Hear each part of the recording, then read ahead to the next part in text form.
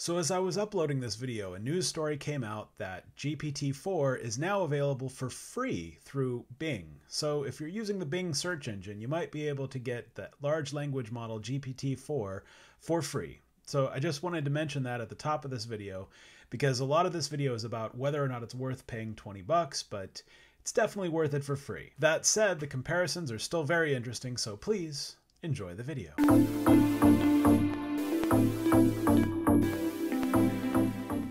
So I upgraded to GPT 4.0 and I've taken some of my workflows through both models, and let's take a look and see if it was worth it. And also, just for fun, let's throw Google Bard into the mix and compare it as well. So an interesting question on this topic is, how can you quantify how much better an improved large language model is? You know, just from using it, I had this feeling that I was interacting with a model that had 20 extra IQ points. Now I want to immediately make a couple disclaimers. So the first disclaimer is, in the field of psychology, there have been a lot of recent advancements in the understanding of intelligence, and IQ is generally seen as a bit of an oversimplification. I don't think people should walk around trying to guess people's IQs or with a database of what a person's IQ is. It's not as valuable as you might think. It doesn't reflect more important things like emotional intelligence, social intelligence. It's just an imperfect approximation to take an entire person's intellect and turn it into one number. That just doesn't really even work. Now that said, for our purposes in this video, it's pretty convenient. The second important caveat that I want to make is that the whole concept of IQ doesn't really work directly when applied to a large language model. Like, an obvious question might be, why not give a large language model an IQ test? Well, IQ tests traditionally include working memory assessments. So they'll ask you to memorize 7 numbers and then repeat them forwards and repeat them backwards and things like that to see how much one could hold in their working memory. Large language models don't have working memory. That's not a part of what they have. They're language models, and the fact that they can do some of the amazing things they do are emergent properties from the language model. So IQ isn't really an applicable concept for a language model. We're just using it as a kind of a metaphor, as a way of kind of getting at a number that people roughly know what it means for the purpose of comparison. So this is important. We're just using the concept of IQ as kind of an analogy or a simplification in this video. Just wanted to get that disclaimer out of the way. If a large language model did have an IQ, what would it be? How could we answer that question? There are a lot of ways you could do this, but one easy way is to take the large language model's performance on a standardized test, such as the SAT. It's a pretty broad standardized test. And then look at, for that SAT result, what is the corresponding typical IQ estimate? So that way we're kind of sneaking into an estimate of an IQ for a large language model. Again, a concept that isn't really valid, but for comparison's sake and to get it to a number that people kind of readily understand, let's go with it. So in this case, we're comparing the free version of GPT, which is backed by model GPT 3.5, to the paid version, which is backed by model GPT-4, to Google Bard. When GPT 3.5 took the SAT, it scored an 1160. Not bad.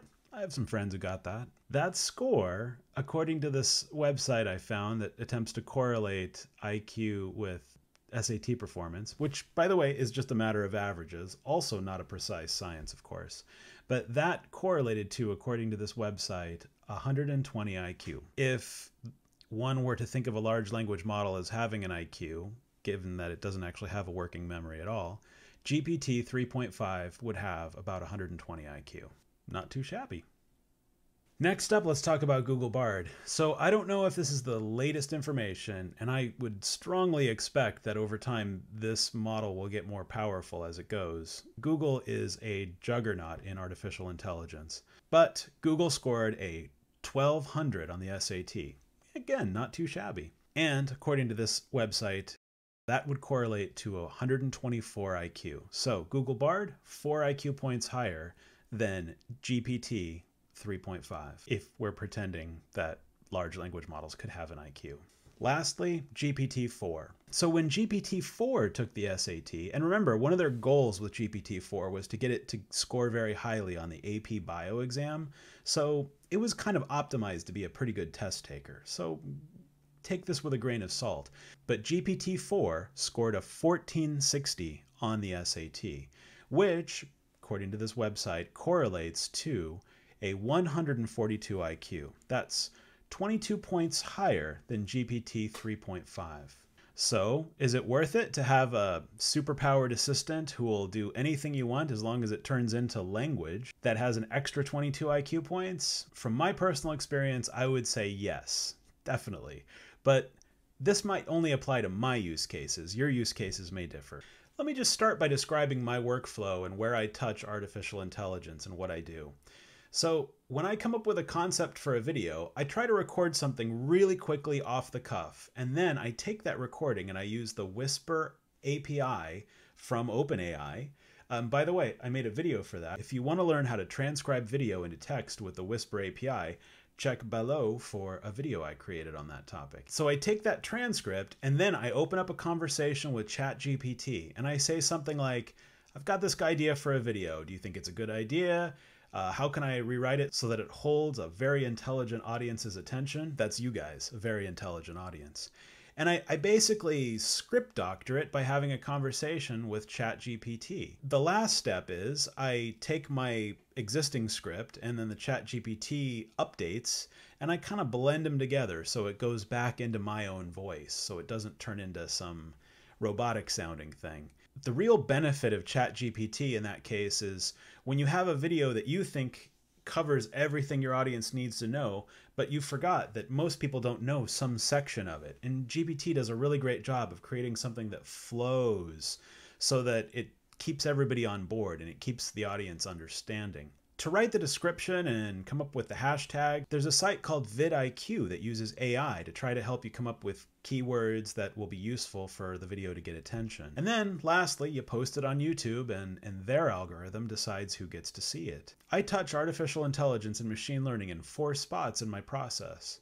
If you are working right now and you don't use any machine learning or artificial intelligence, it's coming soon for you. I was pretty impressed when I asked GPT-3.5 to review a script. It gives good suggestions, it makes it well-rounded, it completely destroys the voice, takes some of the soul and heart out of it.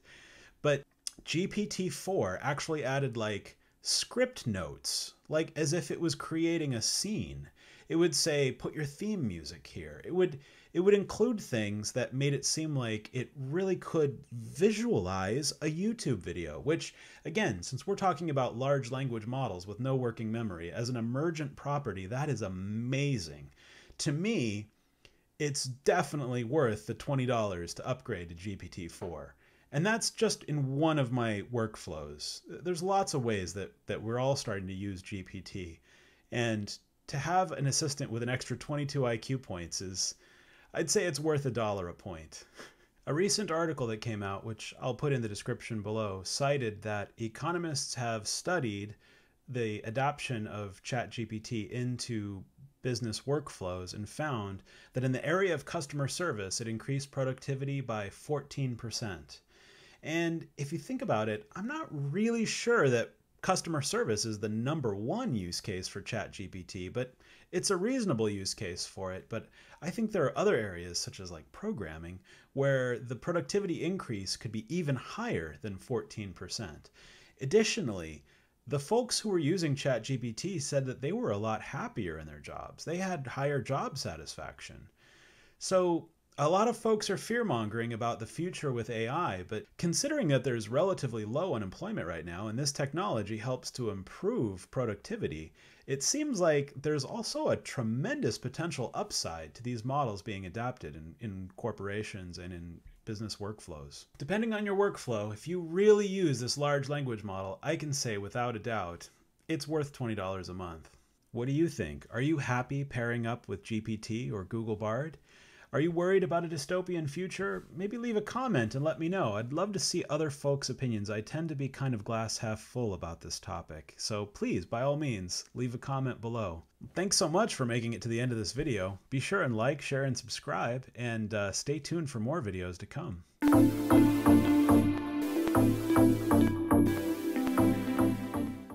You know, I couldn't help but notice that you stayed past the end credits, and by the way, I think that's actually cool of you. Welcome to the Cool People Club. I'm glad you're here. So here's a random aside that has nothing to do with anything.